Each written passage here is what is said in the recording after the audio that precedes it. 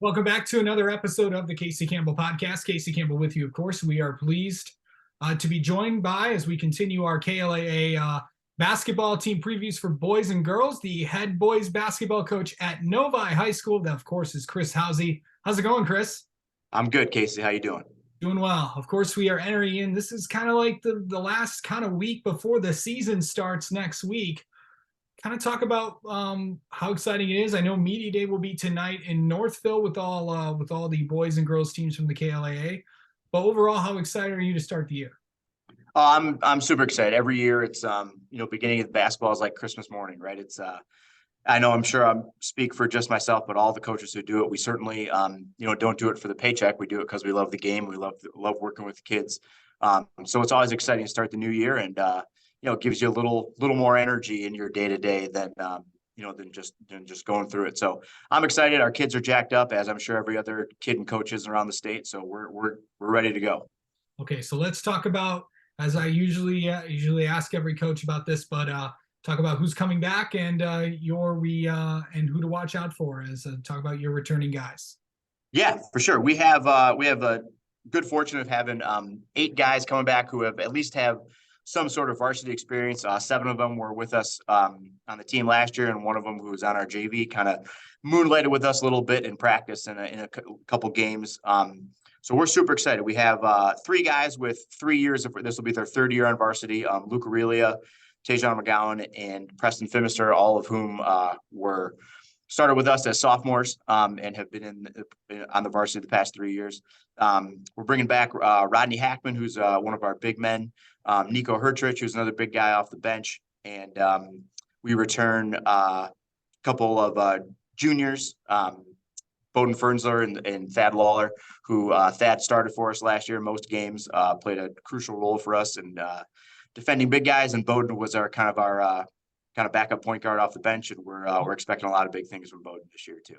Yeah, well, obviously, if the name Bowden Fernsler sounds familiar, he was on this channel a lot. Of course, did a pretty good job this football season. So we'll see what he brings to basketball. And of course, we talked to him a few weeks ago. Yeah. So, let's talk about like where we had. I know some preseason things are going to be going out there. You've had a lot of practices so far, but overall, what do you can you make a general assessment about where your team is at? Yeah, I think we're with the kind of funky or unique schedule this year that we've had for basketball. It's kind of been a little bit of almost a start and stop. So actually, we had 3 days of tryouts last week, and then we had off a couple days for Thanksgiving. So today will be practice number 3 for us with the guys. So we're I would say a little behind, as in the sense of behind number of practices we normally have by Thanksgiving. But we're working hard, and we're picking stuff up rather quickly. We have like I said, a lot of experience coming back. And our guys who are returning, who are experienced, have done a great job in helping out some of the younger guys who are coming up and stepping up. So, as with any third practice of the season or 2 practices in, I'm sure many coaches will say we're not nearly where we should be, and we're, a little sloppy.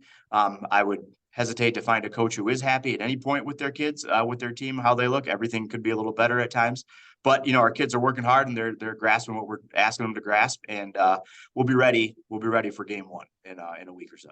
Yeah, of course, and kind of when you look at the league this year, and of course, I've talked to pretty much all the league coaches, most of them at least, and they say it's the west side of the division is it's going to be a lot similar to what football was this year. Everyone's just going to beat up on each other. But overall, the division's really strong. The east side is going to be good as well. But overall, what expectations is we don't get to division play until 2023. But overall, what do you?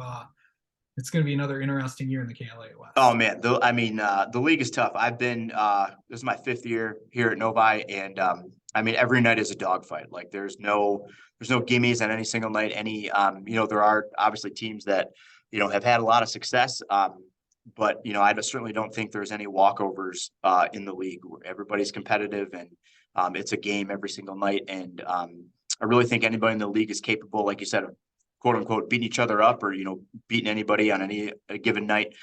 So you got to bring it. There's not a lot of margin for error in our league. You have to be ready to play every single night. You have to be ready to give it 100% game plan wise, effort wise, execution wise.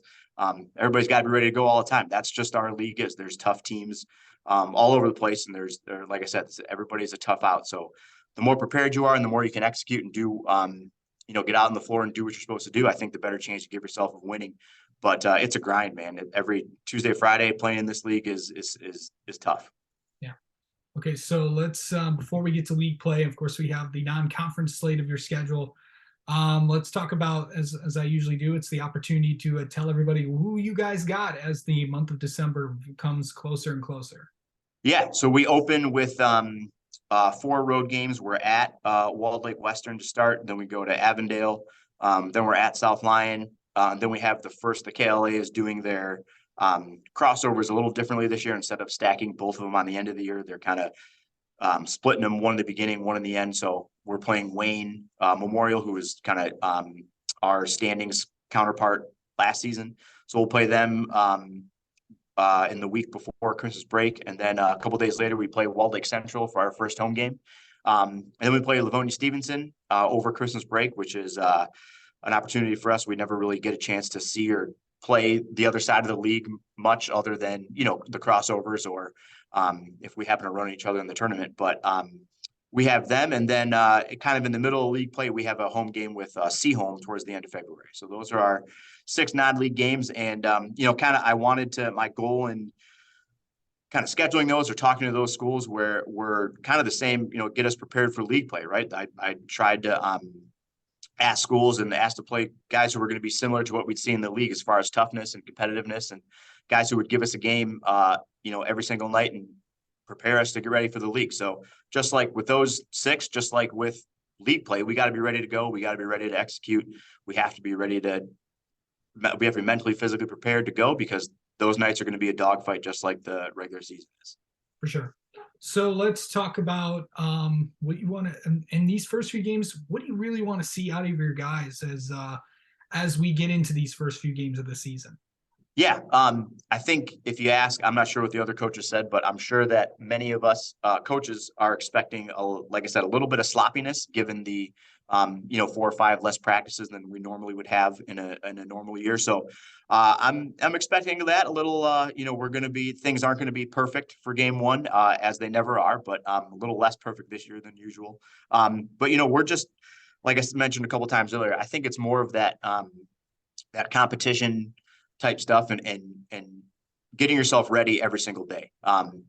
You have to be prepared to play not only in this league, but at the high school level. If you're not prepared, any varsity team is capable of coming out and working you a little bit. So you have to be competitive. You have to be mentally prepared. You got to be, if we can't be as physically prepared and as, practice wise prepared as we can, we got to supplement that with our mental toughness and we got to supplement that with our competition. And, I think that's kind of what we're looking for here. Like I said, it's going to be a little sloppy come game 1, but we're going to be, we're going to have in the basic stuff of what we're going to do offensively and defensively. And we're going to just go out and try to execute our stuff and may the best team win. All right. Well, Chris, thank you so much for coming on and talking with us, and best of luck this season. We'll have you on again sometime later this year. All right. Thanks, Casey. Looking forward to it. Appreciate you having me on.